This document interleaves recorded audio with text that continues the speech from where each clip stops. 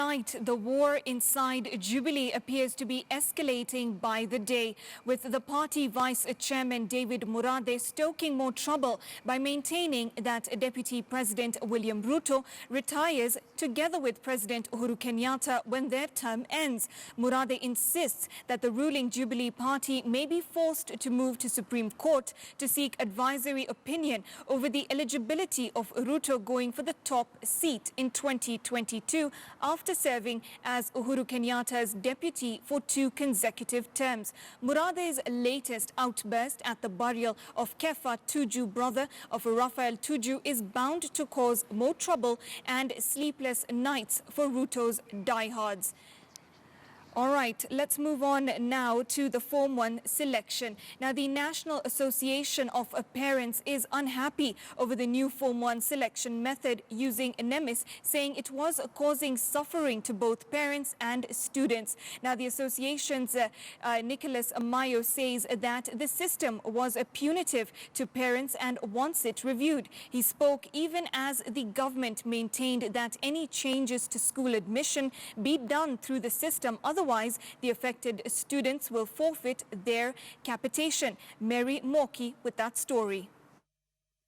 Parents continue to agonize over the new Form 1 admission policy that centralizes school placement at the Education Ministry. The National Parents Association has faulted this method, saying it was ill-advised. The association maintains that parents deserve the right to decide where their children go to school depending on their financial ability. Parents approach the principals to seek for an exchange, because maybe a parent does not have enough money to take a child to a national school.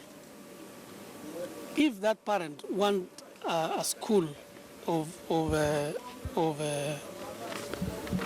his effort, I think the ministry should find a way of supporting such parents. According to Mayo, NEMIS threatens to derail efforts by the Ministry of Education to ensure 100% transition to secondary schools. The 100% transition talked by the ministry will not be realized.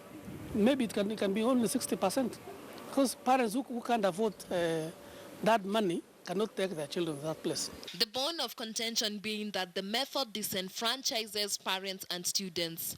The association has further asked the Ministry of Education to delay the opening dates for Form 1s in a bid to fix the challenges inherent in the new system. But the ministry has stayed put, insisting that the opening dates be observed. In a statement signed by the Education PS Belio Kipsang, the ministry says all placements and admissions must be done through the system. No school should issue an admission outside that system. Any letter issued by any school, save for sub-county and private schools, will not be valid for admission.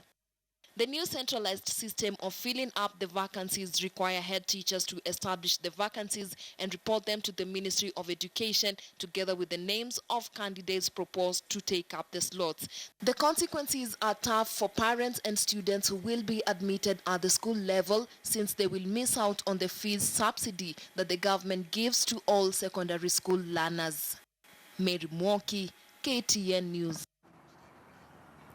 Now, the war inside Jubilee appears to be escalating by the day, with the party Vice Chairman David Murathe stoking more trouble. He maintains that Deputy President William Ruto should retire together with President Uhuru Kenyatta when their term ends. Kevin Ogutu has the details.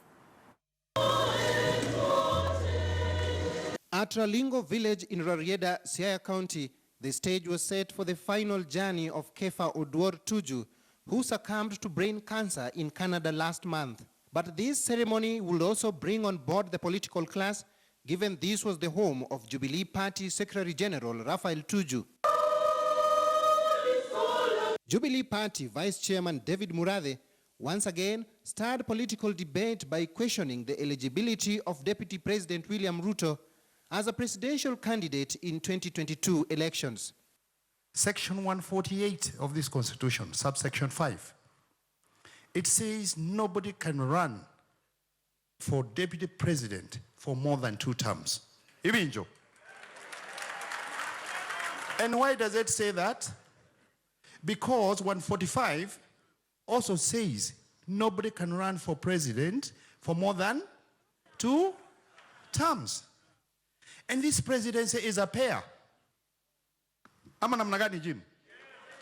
This coming barely a month after he disowned any form of MOU between President Uhuru Kenyatta and William Ruto.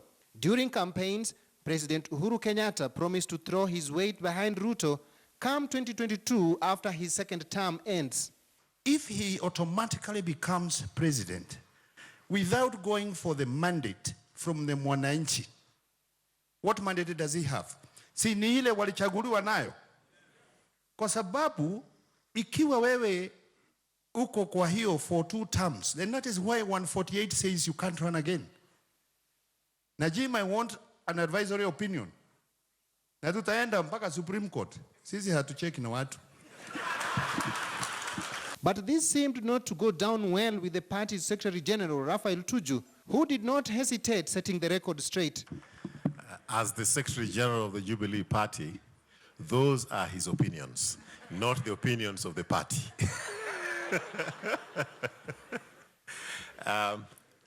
Okay. But in his rather long speech, Tuju said 2022 was such a long time and urged those interested in various positions to hold their horses. I sympathize, I really sympathize with anybody who has got plans for 2022. Those are so far. Me, I can't even plan for next week. Really. And I was talking with Dr. Gikonyo the other day, and he said, Raphael, at our age, he doesn't even buy bananas which are not ripe because he could die before they... You understand? He could die before you need daktari wa moyo. So I hope that in this new journey, we are going to be together.